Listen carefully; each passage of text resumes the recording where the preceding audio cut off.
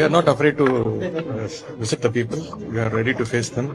We have kept up our promises, and Tamil Nadu people are again looking forward to elect DMK.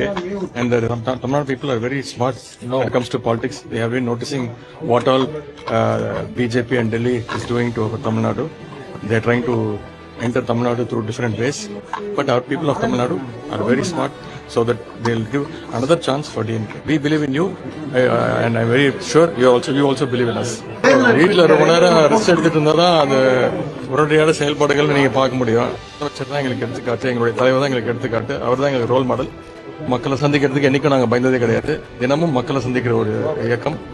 மீண்டும் சென்ற நாடாளுமன்ற தேர்தல் பொழுது இதே காஞ்சிபுரத்துக்கு வருகை தந்து அண்ணாவுடைய வீட்டு வந்து அவருடைய சிலைக்கு மரியாதை செஞ்சுட்டு வணங்கி நான் எங்களுடைய மக்கள் சந்திப்பு ஆரம்பித்தேன். மீண்டும் சட்டமன்ற தேர்தலுக்கும் அதை துவங்க இருக்கின்றேன். மகிழ்ச்சியாக இருக்கு, தைரியமாகவும் இருக்கு. எல்லாரும் மகிழ்ச்சியாக தான் பேசுறாங்க. ஒரு நல்ல பாசிட்டிவ் சைன் தான். புதியவர்களுக்கு இயக்கத்தில் நிறைய வாய்ப்பு கொடுக்கப்பட்டிருக்கு. பெண்களுக்கு, படித்தவர்களுக்கு நிறைய வாய்ப்புகள் கொடுக்கப்பட்டிருக்கு. மகிழ்ச்சியா இருக்கு. நிச்சயமா அதற்கான ஆதரவையும் மக்கள் தெரிவிப்பாங்க.